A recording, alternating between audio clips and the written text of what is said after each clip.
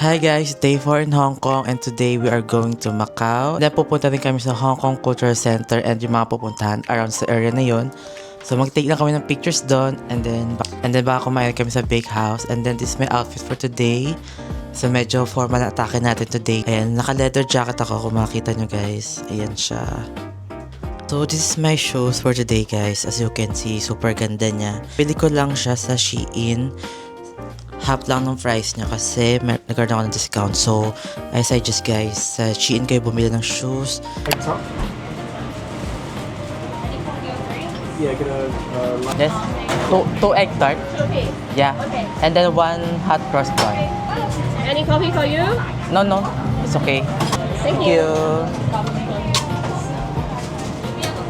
Hey guys, so andito na kami sa Hong Kong Cultural Center and kakain na kami nung in-order naming bake house kanina and magpapatila lang din kami sa gitna ng ulan and then magpipicture na kami. And then after ng picture, we are going to Macau na.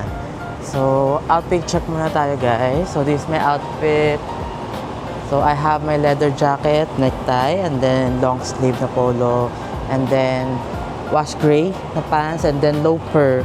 So, medyo masakit sa paa yung loafer. Hindi pa kami gusto pa nakakala, medyo sumasakit yung paa ko. So, hindi siya pang long walk talaga. Of course, ito pang malakas ang egg tart. Siya, guys.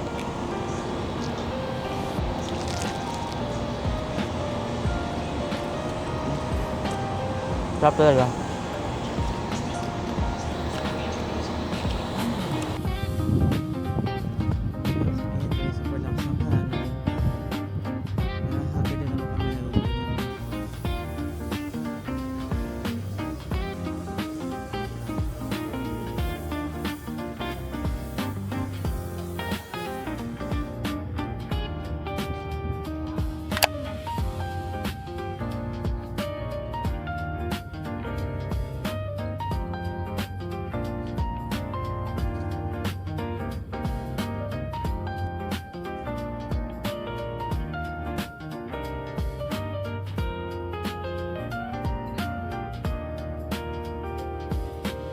Hey guys, so we're here na sa bus going to Macau and just to share with you guys, hindi talaga gumagana yung go time card ko dito sa bus dito sa Hong Kong. Pero yung GCash card ko gumagana naman siya sa bus. Pero itong go time gumagana naman siya sa MTR, sa mga establishment, sa mga restaurants. Sa bus na talaga hindi gumagana itong go time, but I advise kayo magdala kayo ng backup card. It can be a Visa, Mastercard, or Octopus card.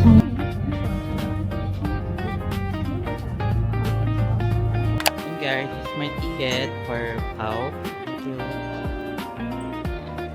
And alabas ako ng airport, going to Macau. So, I've been late to guys, pero we're here at the airport, going to bus station.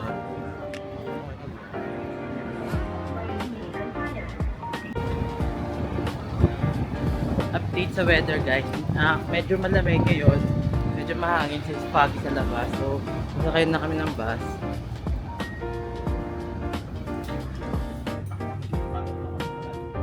Hi guys, sorry na hindi ako nakapag-vlog kasi super gutom na ako sa airport pa lang ng Macau. And yan, naka-order na ako finally. Tignan na natin siya. Yung kasama ko guys, matagal siyang mahimatay. Yeah, mamamatay na. So ito yung food natin today.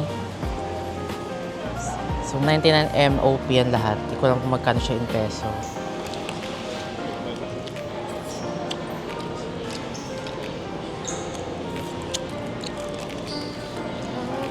Sarap. Ayun na. Ano mo?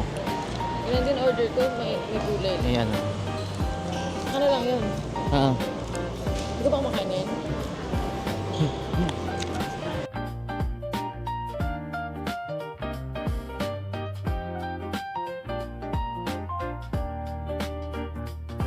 Huwag na tayo magpanggap. Magkutsara na tayo. Actually, dito kutsara. Ang hirap kumain. Yung chopstick lang.